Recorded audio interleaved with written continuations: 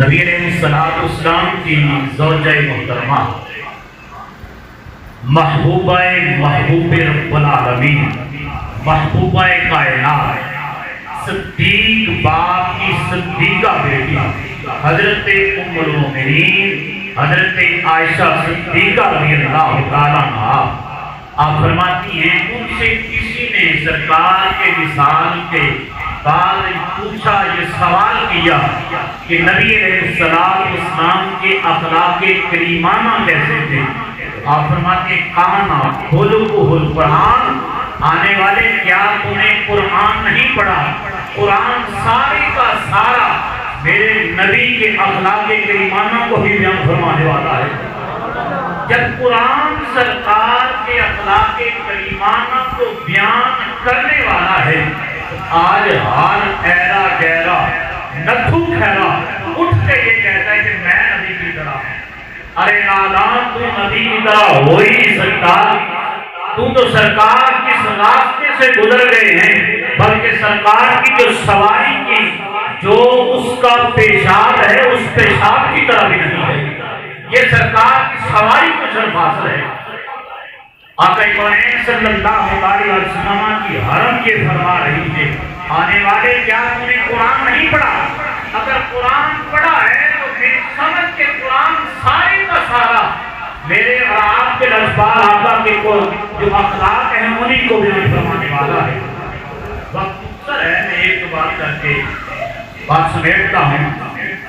حضرت انس بن مالک رضی اللہ تعالیٰ عنہ، یہ وہ صحابی رسول ہیں جو سب سے چھوٹی عمر میں سرکار کی خدمت میں آئے تھے اور 10 سال سرکار کی خدمت اقدس میں رہے۔ نبی علیہ السلام سرکار کے ساتھ رہتے ہیں، گھریلو معاملات میں ہاتھ بٹاتے ہیں، کام کرتے ہیں۔ سرکار دو جہاں صلی اللہ علیہ وآلہ وسلم نے سرکار نے حضرت انس کو ایک دن بازار بھیجا سبزی لانے کے لیے اور ساتھ یہ حکم بھی ارشاد فرمایا، اے انس آج دیر نہیں کرنی، آج جلدی آنا۔ فرمایا کہ اے انس آج دیر نہیں کرنی، آج جلدی آنا۔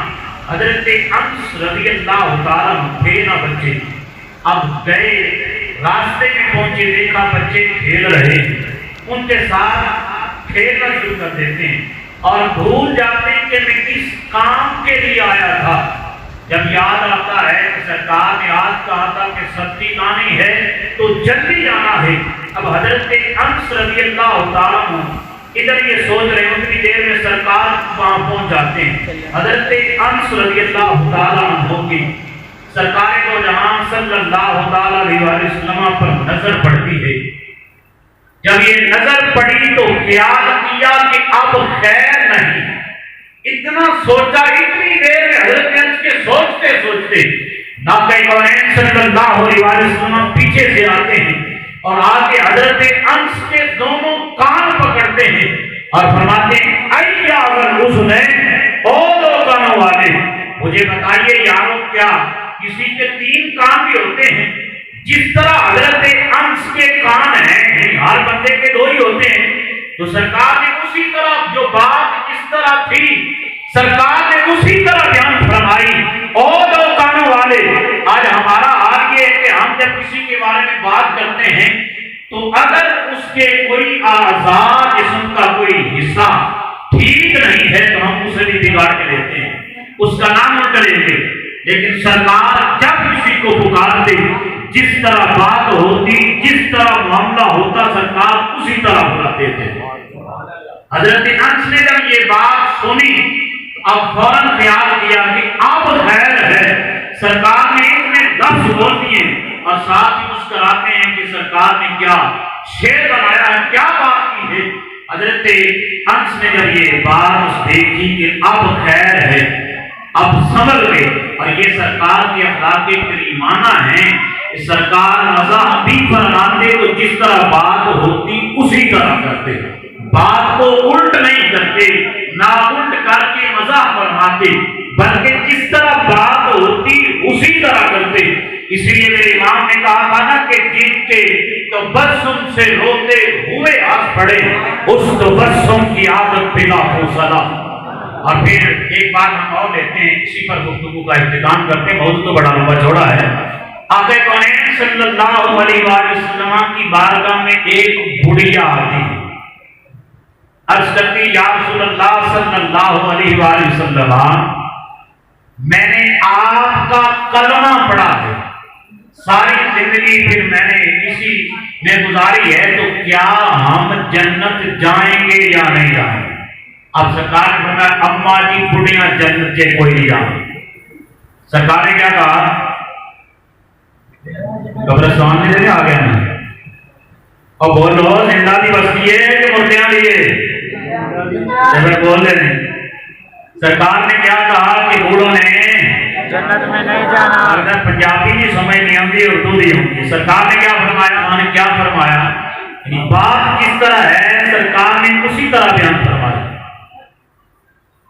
اور ساتھ سرکار نے مذاق بھی فرما دیا۔